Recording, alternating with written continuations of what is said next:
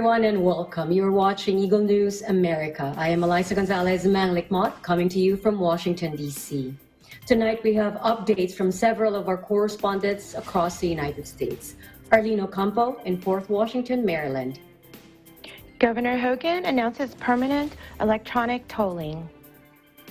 Bureau Chief Carlo Valdez reports about healthcare workers in Virgin County receiving care packages from the Church of Christ in New Jersey. We have tonight Lovely Anderson in Fort Worth, Texas. Helicopter crash kills 3 Texas parks and wildlife employees during a bighorn sheep survey, and Texas governor congratulates San Antonio native General Charles Brown as the first African American to lead the U.S. Air Force. AJ Rio Tutar in Panorama City, California. Los Angeles County conducts on-site health officer inspections on restaurants and food facilities. Eli Austria in Pasadena. LA administers over 1 million COVID-19 tests since the onset of the pandemic. Still in California, we have Macy Membrere in Sacramento reporting about the $81.8 million provided to California from philanthropic efforts in response to COVID-19. And Chanarelle Dement in Seattle, Washington will share with us her first geocaching experience.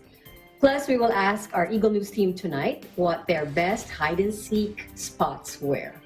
But first, an overview of how COVID-19 looks now.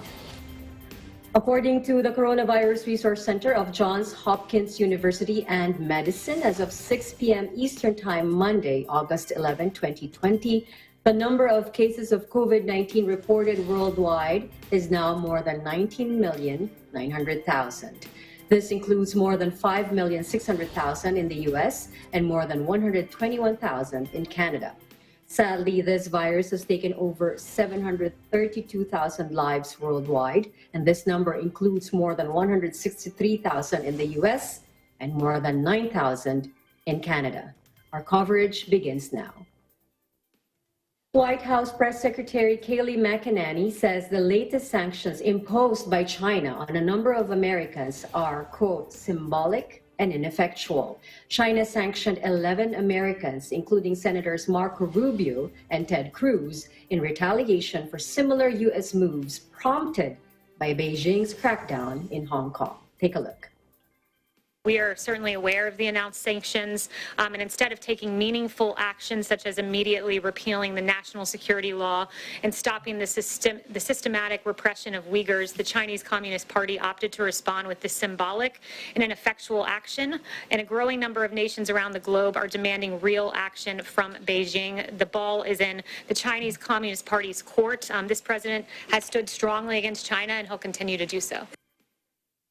Washington last week accused 11 officials of suppressing freedom and democratic processes in Hong Kong, including city leader Carrie Lam, and announced plans to freeze their U.S. assets. It was the toughest U.S. action yet in response to Beijing's introduction of a sweeping and controversial new national security law for the territory.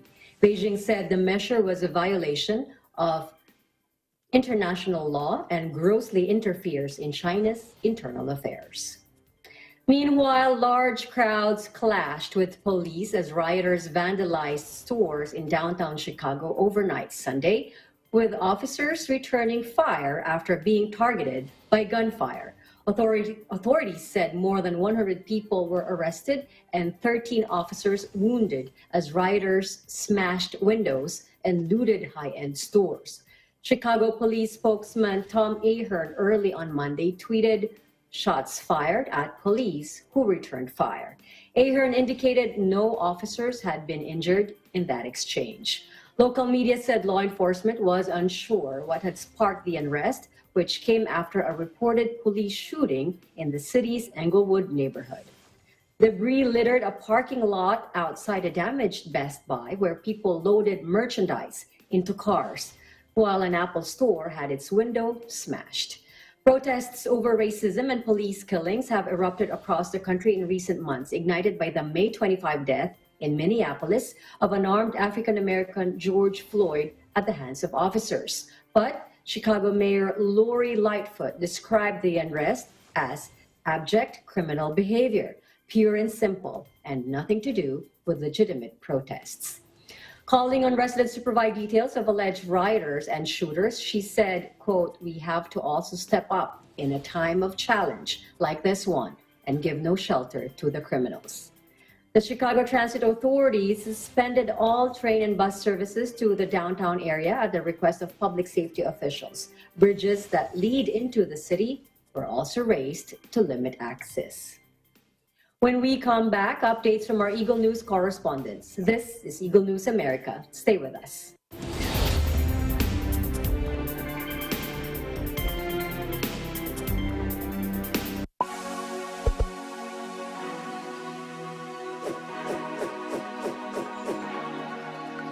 Hello there, I'm Alfred, and I'm a graduate of Bachelor of Science in Computer Science, batch of 2008 in New Era University. I'm currently working as an operations analyst in Autodesk. Hi, I'm Earl Escanio, and I graduated with Bachelor of Science major in Computer Science in 2010. I am a consultant at Trinity Consulting, LLC. Hi, I'm Ivy Nakatagal, Bachelor's in Computer Science graduate, year 2010. I am currently working as a cybersecurity analyst in one of the largest telco here in New Zealand, Coast Park, NZ. I'm Frank David Riego, a BS Computer Science graduate here in 2015. As a legal analyst, I am tasked to read US cases, specifically civil torts cases. I am Melanie Rico Hermosa P, a Bachelor of Science in Computer Science graduate, year 2006. I'm currently a software quality assurance engineer at FBI Systems here in Maryland, United States. Hi, I'm Renzo Cruz. I'm a graduate of BS Computer Science, year 2012. I'm currently working abroad, and I'm working as a senior cybersecurity consultant who specializes in digital forensics and incident response. And I am part of a national security in one of the countries here in the Middle East. I am inviting everyone to study at New Era University. To legit, to grit. Be brilliant in the new era. Study now at New Era University. Excellence, Discipline, Service to humanity.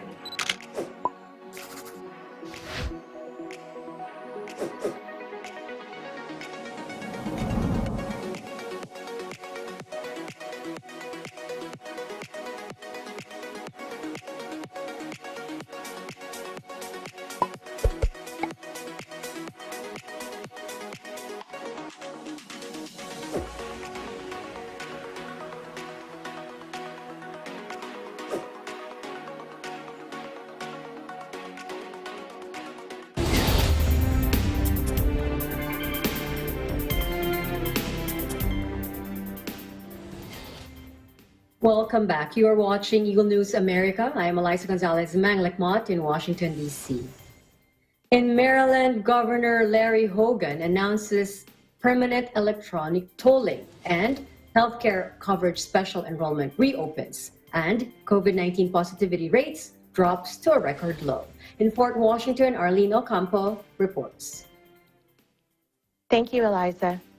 Maryland Governor Larry Hogan announced that all Maryland Transportation Authority facilities are now on all electronic tolling. This means that drivers do not have to stop to pay tolls anymore. Tolls will now be collected through Easy Pass and video tolling. This was implemented in March temporarily as part of the COVID-19 response. This permanent change will further the safety of the toll collection employees and the traveling public. This also saves motorists money and time. Governor Hogan said, and I quote, "By combining innovation, safety, and savings, this truly is a win-win for the state government and for everyone who travels in our great state."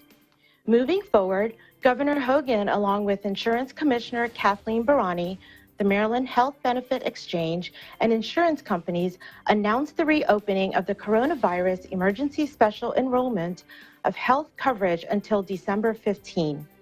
A record 54,000 Marylanders enrolled from March 16 to July 15. This special enrollment is only for private health insurance plans. For those who qualify for Medicaid, they can enroll any time of the year. These plans do cover testing and treatment of COVID-19. This has been the longest enrollment period released to COVID-19 emergency. Uninsured Marylanders will now be given an opportunity to address their health conditions, get back on their feet, and recover. To take advantage of this, one can enroll at marylandhealthconnections.gov.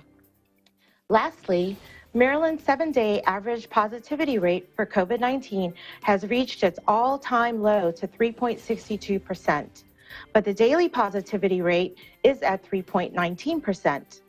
The positivity rate for the state has been under 5% since June 25. There has also been some concerns about those 35 and younger. Fortunately, their positivity rate has decreased as well, nearly 30%. An estimated 1.5 million tests have been done in the many sites throughout the state. Hospitalizations are at 534, and the ICU beds are at 119. Prince George's County's positivity rate has dropped to 5.4%.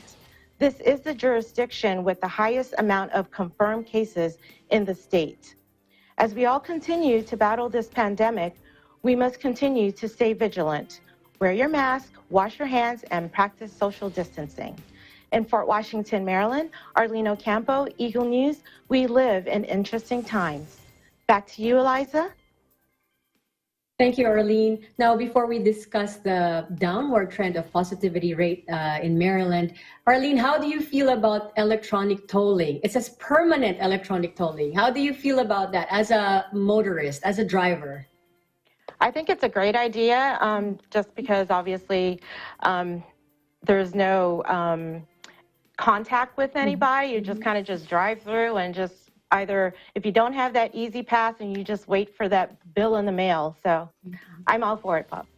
Yeah, it reduces the risk of the transfer of the virus, and also it kind of helps solve the problem of congestion, traffic congestion. Now, Arlene, you reported that there's a downward trend of positivity rate in Maryland. How are the people in your area handling this good news when it comes to the reduction of positivity rate? Well, the state of Maryland right now, we are still at stage 2. So I believe this is part of the reason of the positivity rate continuing to decline. When I go out, I do see everybody, practicing social distancing, wearing their mask, and a lot of facilities anyways, you cannot get away without wearing your mask. You have to have that mask on in order to even enter, any stores or any restaurants or anything, any of the public places.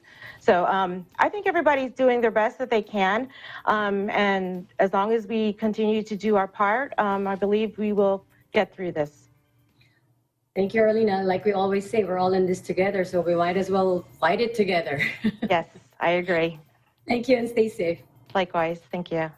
Meanwhile, the Church of Christ in New Jersey reaches out to Bergen County healthcare workers. In Union Township, Bureau Chief Carlo Valdez has the details. As the COVID-19 crisis picked up steam in the United States, Bergen County became the epicenter of infection in the state of New Jersey.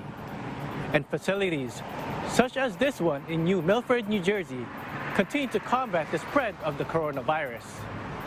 Members of the Iglesia Ni Cristo Church of Christ here in Bergen County have not forgotten the hard work of our healthcare workers and are here today to provide lunch as a token of gratitude for their service. According to the New Jersey Department of Health, to date, there have been more than 20,000 positive cases and nearly 1,800 deaths in Bergen County alone.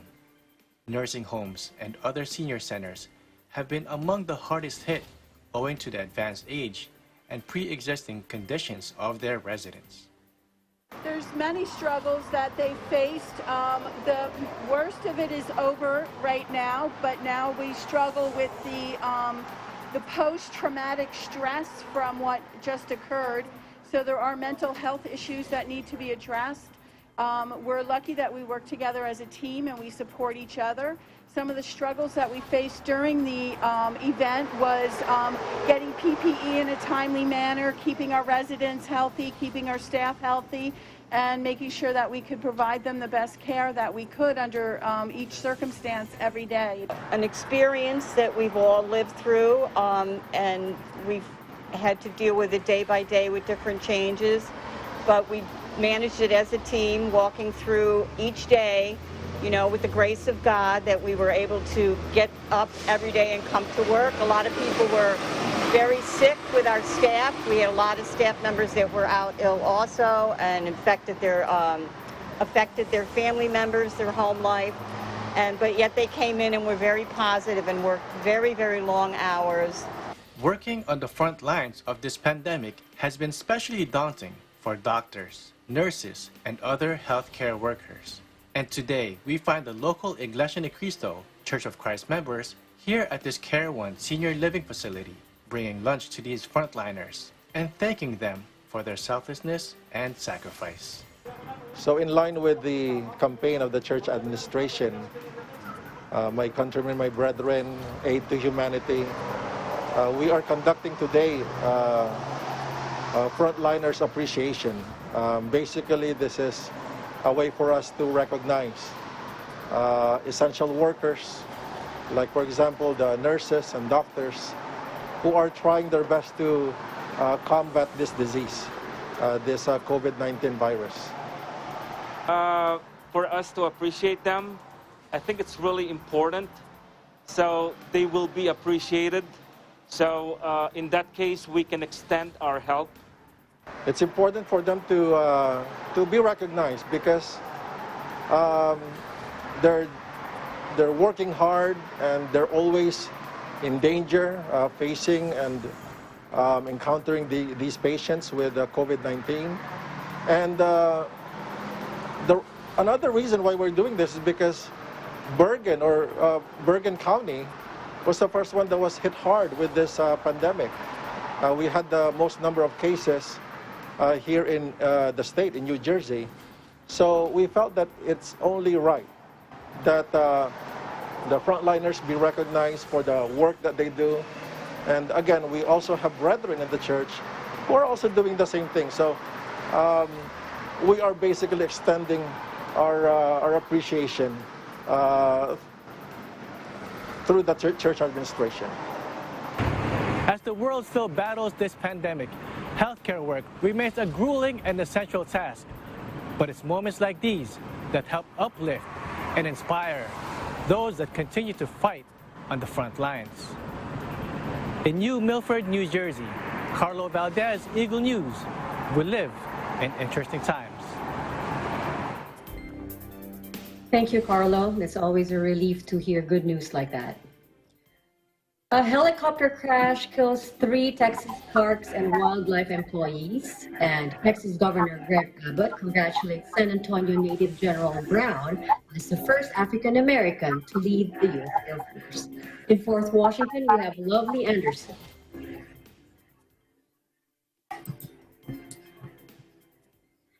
Thank you, Eliza, and howdy from the Lone Star State. Over the weekend, while conducting aerial surveys for desert bighorn sheep in West Texas, 3 Texas Parks and Wildlife employees died in a helicopter crash in Brewster County. The pilot, a private contractor, survived the crash, however, was transported to El Paso for further treatment. The Texas Department of Public Safety, the FAA, the Texas Game Wardens are currently investigating the incident, and further details will be shared with the public as they become available. No words can begin to express the depth of sadness we feel for the loss of our colleagues in this tragic accident, said Carter Smith, the Texas Park and Wildlife Executive Director. On Friday late last week, Governor Abbott held a roundtable in North Texas to discuss the state's approach to the flu season amid the COVID-19 pandemic. The governor was joined by medical experts, state legislators, and state agency leaders. During the roundtable, the leaders focused on the importance of flu vaccines and discussed proactive strategies the state can use to mitigate the spread of both COVID-19 and the flu. The governor said a simultaneous parallel approach to both COVID-19 and the flu will be key in the state's efforts to protect public health and reducing the number of active cases and hospitalizations. The governor noted that COVID-19 numbers are improving in Dallas-Fort Worth area, citing a downward trend in hospitalizations and positivity rate, but urged Texans to remain vigilant against the virus by wearing a mask, practicing social distancing, and avoiding group gatherings, and using sanitation strategies that will continue to spur a downtrend in COVID-19 cases. Governor Greg Abbott is extending his disaster declaration for all Texas counties in response to the COVID-19. It was originally issued on March 13th. The disaster declaration provides the state a variety of resources to effectively serve Texans as the Lone Star State continues to mitigate the spread of COVID-19. And on Thursday, Governor Abbott congratulated General Charles Quentin Brown on Twitter for his appointment to the United States Air Force. He stated General Brown, a San Antonio native, became the first African American to lead the United States Air Force. General Brown is a 4-star general. General Brown was also unanimously confirmed by the U.S. Senate in a 98-0 vote, making him the first African-American Chief of Staff for the United States Air Force. During his ceremonial speech he held Thursday at Joint Base Andrews, General Brown stated, "This is a very historic day for our nation, and I do not take this moment lightly." He added, "Today is possible only due to the perseverance of those who went before me, serving as an inspiration to me and so many others. And as a Texan, we stand proud in congratulating one of our own, General Brown." In Fort Worth, Texas, I'm Lovely Anderson. Eagle News, we live in interesting times. Back to you, Eliza. Thank you, Lovely, and congratulations to General Brown. Well, Lovely, just like General Brown's family, you as well grew up in the military. What would be your favorite place that you've lived in the past? I would have to say Japan. We were stationed in Japan. We went back and forth there a total of 10 years. It was my favorite place. We were stationed in at Sugi Base, and I actually graduated high school in the next base over, which was Camp Zama, and I have just made some long-lasting friendships, and also the culture and the traditions have stuck with me. Have you had the opportunity to learn Nihongo as well? Squashy dake. Just a little bit. Well, I'm glad to have you tonight, and we hope you could stay on later for our a little bit of discussion later. Will do. Thank you. Thank you, Lovely. When we come back, more updates from our correspondents. This is Eagle News America. Stay with us.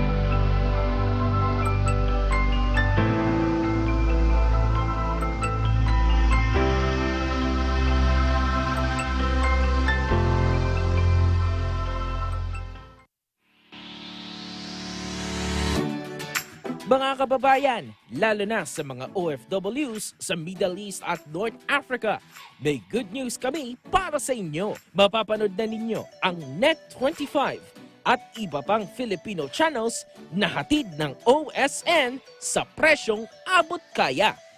Libre ng box at installation, walang admin fees at no extra charges. Saktong entertainment na sakto lang sa budget mo.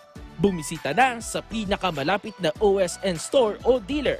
And subscribe na!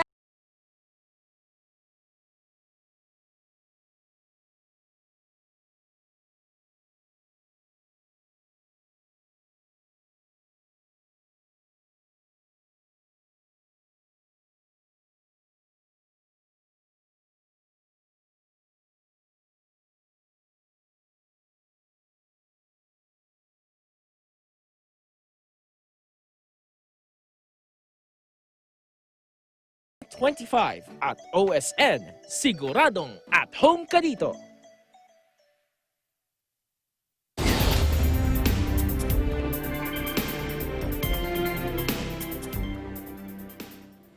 This is Eagle News America. I am Eliza Gonzalez in Manglikmot.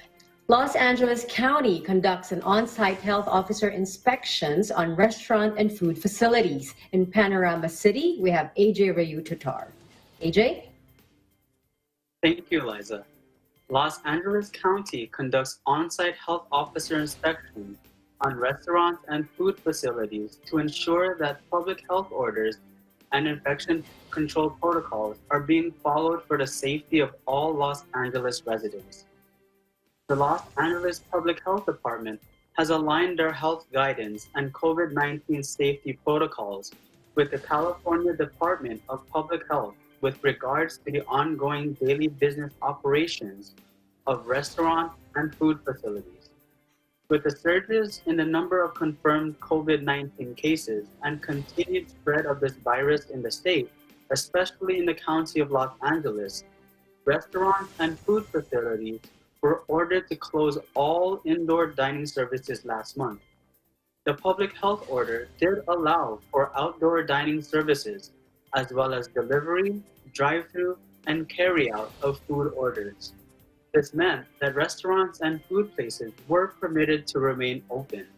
It was not a total business closure, but modified operations for these food facilities, while Los Angeles County and the entire state of California continues to limit the spread of the virus and lessen its impact on communities. Upon arrival, the public health inspector will check that all signages are posted and the required physical distancing markings are in place. From there, the inspector will meet with the owner, manager, or staff in charge to go over the checklist of public health and safety protocol requirements, which includes, but not limited to, the following: proper face coverings used by all employees of the establishment, frequent hand washing practices, hand sanitizers made available, and disinfection plans of common areas from outdoor tables and seats to kitchens and restrooms. This is a careful and complete inspection with a compliance check for the safety of the public, as Los Angeles remains in the county monitoring list of the state and continues to have an average COVID-19 case rate of more than 300 cases per 100,000 population. For the update, according to the Los Angeles Public Health Department, the number of newly reported cases in the county today is 1,920 and 19 new deaths. The total number of confirmed cases is now 210,424, with 4,996 deaths and 1,514 current hospitalizations. In Panorama City, California, AJ Rayu-Tutar, Eagle News. We live in interesting times. Back to you, Eliza. Thank you, AJ. Now, AJ, we're talking about restaurant and food facilities. Based on your observation, when customers are eating at outdoor dining areas of restaurants, they most likely, of course, when they're eating, they don't have their face coverings or masks on. Is there a health order protocol for a restaurant worker who's serving their table? That's a very good question, actually. The public health order protects not only the customers, but also the employees of the restaurants as well. In cases where the table server or wait staff will need to serve customers not wearing face coverings, because of course they do need to take them off to eat or drink, the public health order instructs the business establishments to provide face shields for their workers. These face shields need to be worn in addition to their cloth face coverings for additional protection, just to protect them from any respiratory droplets that may be released when the customer either speaks, sneezes, or even exhales. So the Los Angeles Public Health Department continuously reminds everyone that the main transmission of COVID-19 is person to person through respiratory droplets. And this extra protection is a strict requirement for the staff serving customers without face coverings. Well, thank you, AJ. It's good to know that it is a requirement and not just a suggestion for extra protection. And I know we do this later on in the show. We applaud the essential workers and our healthcare workers, but let's applaud our restaurant workers also as well for risking their health just to be able to serve those who want to dine out and who are tired of staying at home. Thank you for joining us, AJ. We'll see you again in a bit. Meanwhile, Los Angeles administers over 1 million COVID-19 tests since the onset of the pandemic. In Pasadena, we have Eli, Austria. Eli? Thank you, Eliza. Los Angeles reaches a turning point in their battle against the coronavirus with over 1 million COVID-19 tests administered to Angelenos in various sites throughout the city. Los Angeles Mayor Eric Garcetti stated that the city has provided more than 1 million tests since the beginning of the pandemic, marking this major milestone in their fight against the coronavirus. These tests were given free of charge to Los Angeles residents, and many COVID-19 sites were drive-through locations, very convenient and contactless for the public.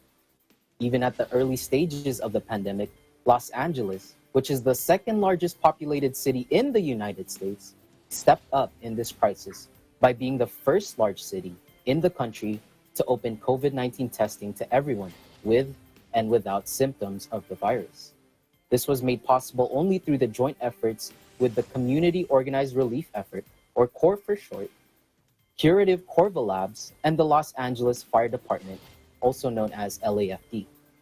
CORE operated the testing sites while Curative covered the testing costs upfront, and the city, with LAFD, supervised the program. Mayor Eric Garcetti further stated, I quote, "This virus thrives on division, but this week's milestone is a testament to what is possible when we harness the power of partnerships." The city has funded almost $100 million to ensure Angelenos were able to be tested for COVID-19, including monthly testing for staff and residents of major skilled nursing facilities.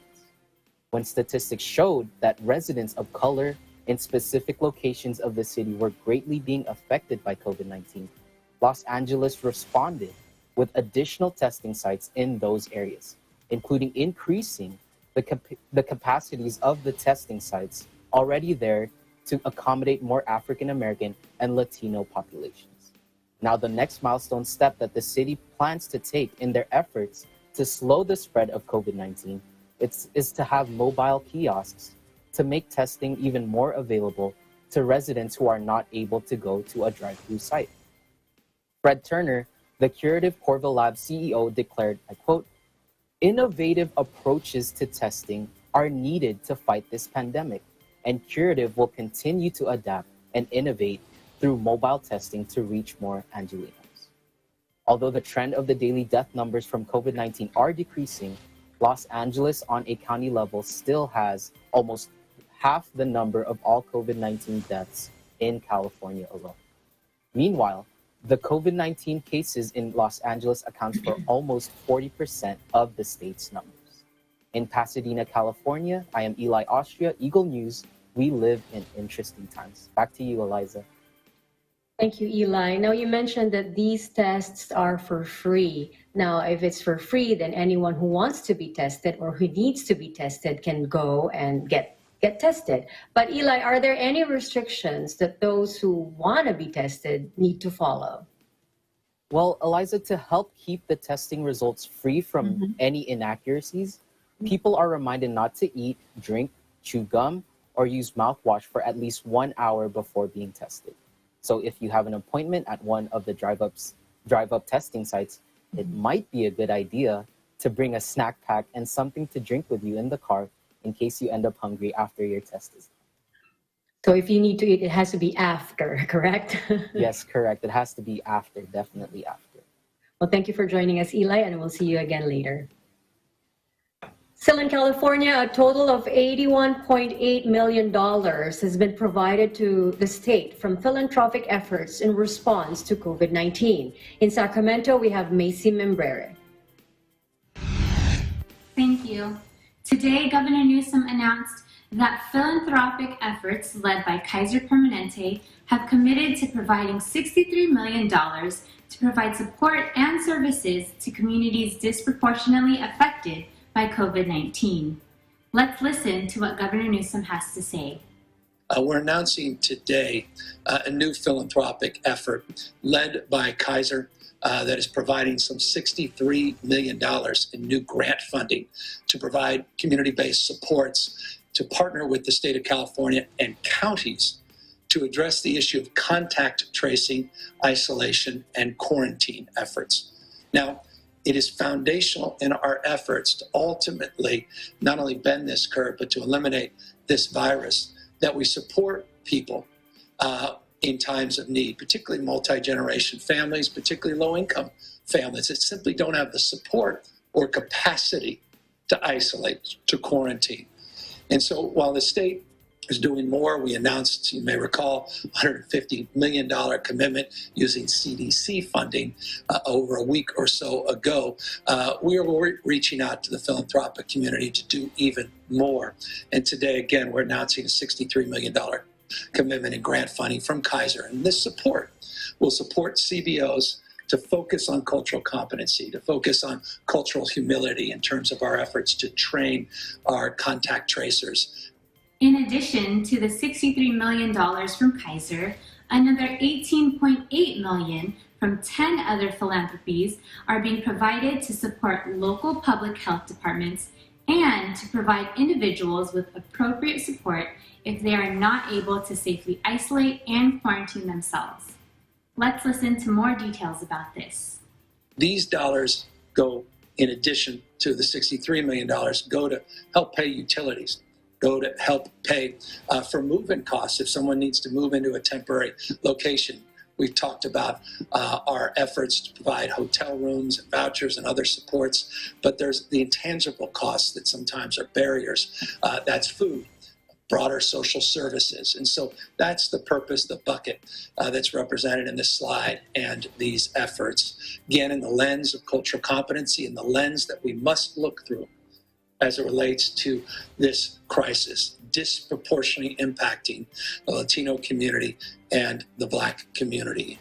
Again, Governor Newsom emphasizes the continuous need for and the efforts made to test individuals, conduct contact tracing, and provide supported isolation as ways to effectively slow the spread of COVID-19. In Sacramento, California, Macy Membrere, Eagle News, we live in interesting times. Thank you, Macy.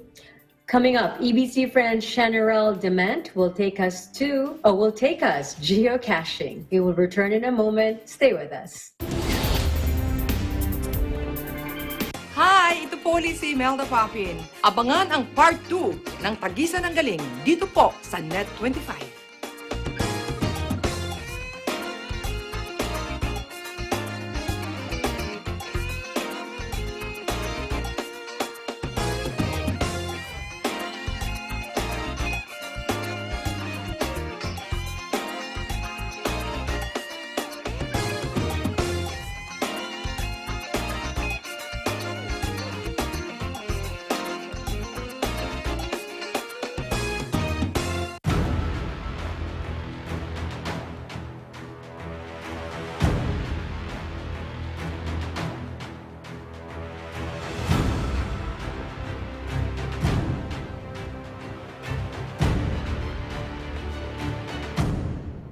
pagkakaalam ko po, kahit kailan, hindi po lumabog ang araw. Ang mundo po ang tumatalikod sa araw, kaya po dumidilim. Napakaganda ng pelikula, napakagaling ng director. I highly at recommend cast. po yung pelikula. Panoorin niyo po. Panoorin niyo po ito kasi for sure gagaan niyo po. Yung opening natin, successful siya. Hopefully, magtuloy-tuloy itong Make It Real. Taon-taon makapag-produce tayo ng mga bagong filmmakers na makakatulong natin sa mga susunod ng project ng EBC Films. Let's make it real! Sa lahat, nagpapasalamat po ako sa ating Panginoong Diyos. Alam po namin merong uuwing panalo pero wala pong uuwing talo.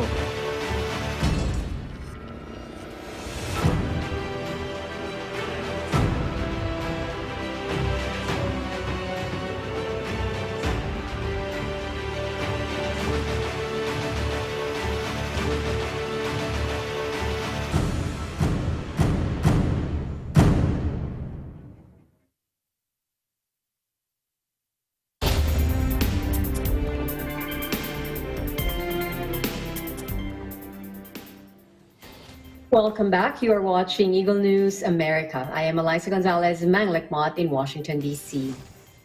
Some describe it as a modern form of hide and seek, while others say it's the modern version of treasure hunting. But what is it really? EBC friend General Dement in Seattle, Washington, will tell us what this new craze is all about. Geocaching. Let's tag along. With everything going on today, it's important to get out, breathe in the fresh air, as well as stretch the old legs out. But what if you could do something more to make it a little more fun? Have you heard of geocaching? Well, today I'll be doing my first geocaching experience, and I am taking you along with me. Come on! So what is geocaching? It's basically a real-life digital scavenger hunt using GPS coordinates to find and hide containers with trinkets or objects inside. These are called geocaches. They come in all shapes and sizes, so keep your eyes open for them. There are millions of these scattered all throughout the world, hidden in plain sight. Geocaching has been around for a while, and luckily, now we have our smartphones to help in finding these caches. First off, you'll want to make an account on geocaching.com, as well as downloading the official app for your phone. Bring with you a pen or pencil to write it in the log, as well as comfortable walking shoes. Once you have the app on your phone, fire that up and you'll be greeted with locations all around you with GPS coordinates to follow. It's just up to you which cache you would like to visit. There's a few nearby. Let's go to this one. Click on Navigate and follow where it leads you. Now that we're close, it's up to us to find the cache, which is the fun part.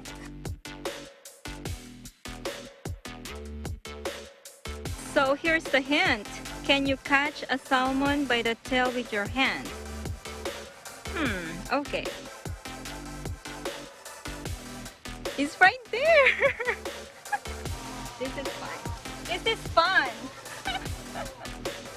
There you go. I got it.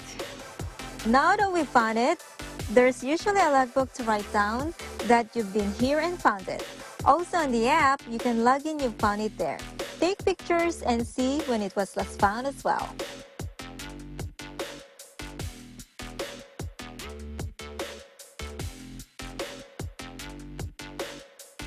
Well, that's pretty much it. So maybe the next time you go for a walk by yourself or with your family, go on a bike ride, you may want to go search for cache. More info can be found again on the geocaching website at geocaching.com. I'm enjoying the outdoors right now, so I'm off to find the next cache. I'm General Dement.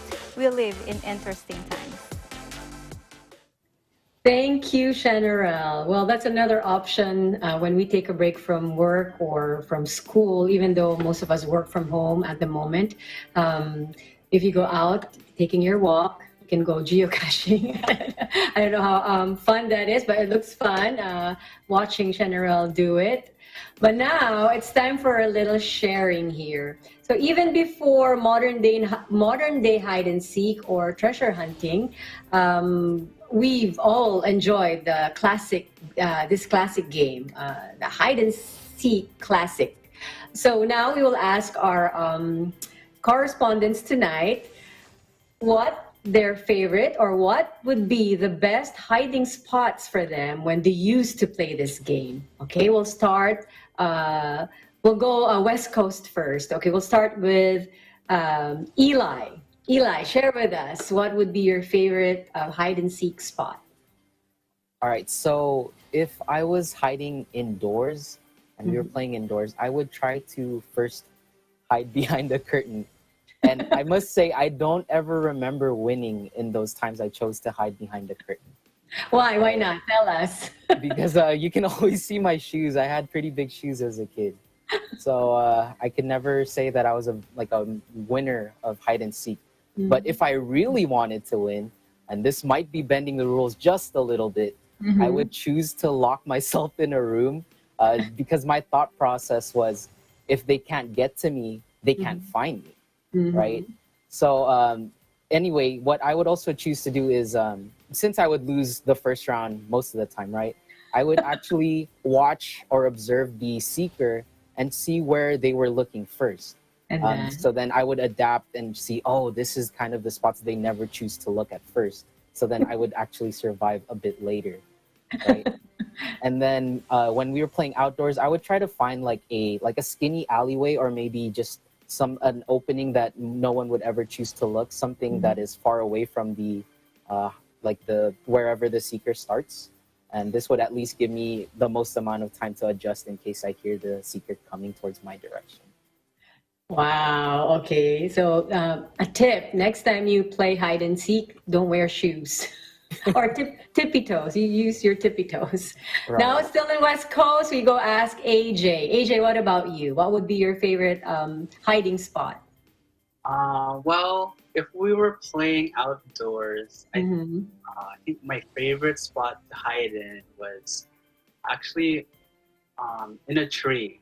I would always try to climb up a tree. Up a tree. Yeah, in the branches, as long as the tree was big enough to be climbed on.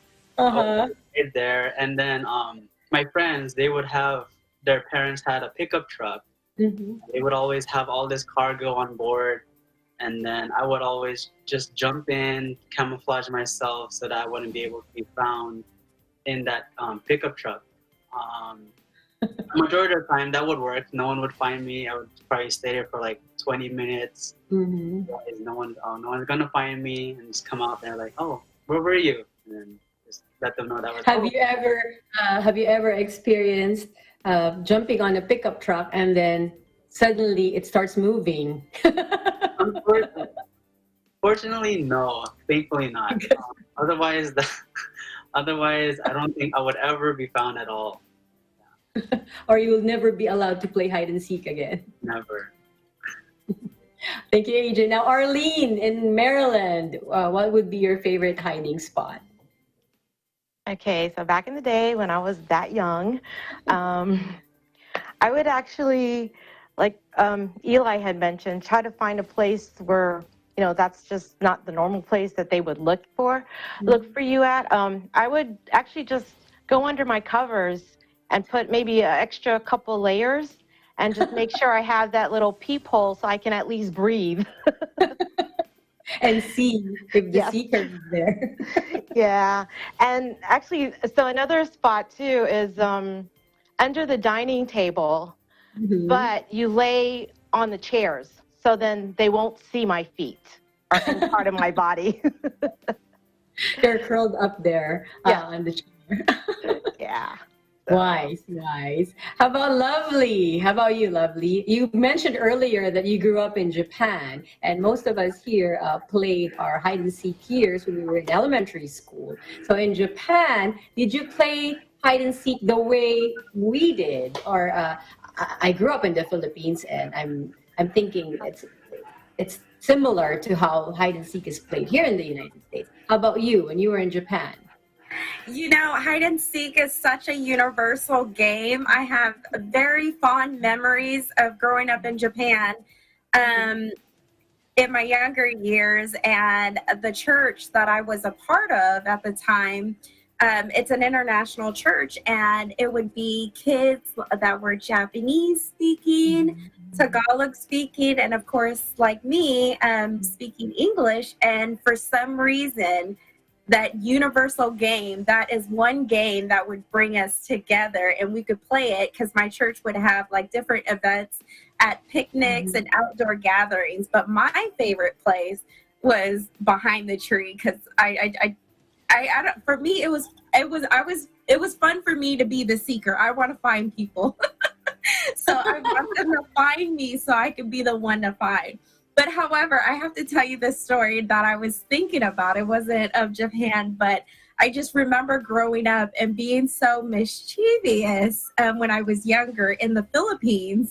And my cousins used to watch me, and they said I was so bad that I would hide from them, and they would have to spend all the time always looking for me because I thought it was fun to hide from them and just make a mess. And I think back to it, and my older cousin, my Ate Raquel, she would tell me all the time, "Oh man, Lovely, you were so bad when you were a little kid." That's what I remember. Those are my fond memories. Oh, well, before I ask you guys where you seek first, because you're not always the one who hides. You also seek. So before I ask you that, I'd share my favorite hiding spot would be the dirty clothes hamper. Because I was so tiny, and we had this huge rattan. It's a wicker hamper, and you just jump in and put the dirty clothes on top of you. If Arlene used bed sheets, I would use dirty clothes to cover myself with.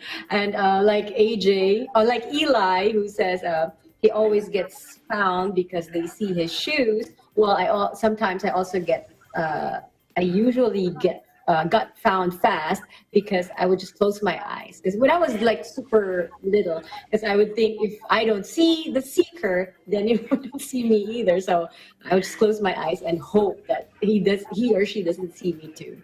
Well, let me ask you, in the Philippines, when you find those who are hiding, you say a phrase, you say a word, and you say boom, I think. Yeah, you say boom or pong, like that. Do you say it here? What do you say when you find someone? EJ. Actually, I've never played it that way where you say a phrase to someone and find them. What I used to do it with my group of friends, we would actually when we spot them, the one who was spotted would run away. So I would always try to chase them down just to tag them. Okay. Oh, so you have to tag them. That's how I play it, yes. Yeah. Oh, okay. I haven't played it that way. How about you, Eli? I would just say something like "got you" or "found you," and then I would probably tap them. But the funny thing is, whenever I was found, I would actually try, because I would just sense that they were coming to find me. So I would just jump out of wherever I was hiding, and I would try to surprise them, just so I feel like I at least won, the surprise attack. That's what I would do. And sometimes if it was tag also, like hide and seek with tag, I would just try to run away as fast as I can. And it sometimes worked, sometimes didn't, but it was a lot of fun nonetheless. So when it's your turn to seek, when you're the seeker, where do you go first? Where do you look first? Right. So I learned from my mistakes, right? So I would always look for shoes. I would probably look through under the desks, and especially the bathrooms. I would find that the bathrooms, for some reason, a lot of people choose to go to the bathroom, I guess, because they think, it's like a room that we wouldn't think to go to. And then, of course, I would check behind every curtain, behind every door, and then if we were outside, behind every tree, just so that I can cover all my areas. And you'll find AJ there. Yeah, I'll find AJ, but maybe I wouldn't think to look up. How about you, AJ? Where do you look first? Well, same thing as Eli would look through every crook and cranny I can find. Possibly under the dining table, like Mr. Arlene. Where a person would fit, correct? Yeah, exactly. How about you, Arlene? Where would you look first? Normally just in the closets, but also as Eli mentioned, the bathroom, the shower is an automatic thing. And bookshelves. Also, I just realized too, even like the cabinets, where the pots and pans are, assuming that there's no pots and pans in there, or they leave, they leave the pots and pans there, so you know that they're there. But same thing that Eli had mentioned, I would just say found you, or because somehow it was intertwined with playing tag as well. So it's like, I got you, I found you, and then you're then it. You run. You have to tag them if they run. Also, it's not enough that you found them. You have to tag them.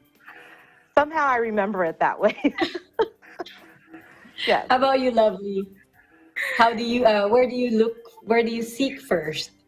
I always look for the closet. I know somebody's always hiding in the closet, but your dirty clothes hamper, I would have never looked in there. That's hilarious. That's a good one. Well, I'm lucky if my mother didn't wash clothes that day. Otherwise, it would have been empty and I would have been seen fast. Well, thank you for sharing with us your hide and seek memories. Sometimes when we'll look at these moments in our lives, it makes us feel good because those were happy memories. Thank you, Eagle News team, for sharing. Now let's continue to thank our frontline and essential workers with another round of applause. We appreciate you. And that is Eagle News America. Thank you for joining us. I am Eliza Gonzalez Manglikmot. We live in interesting times.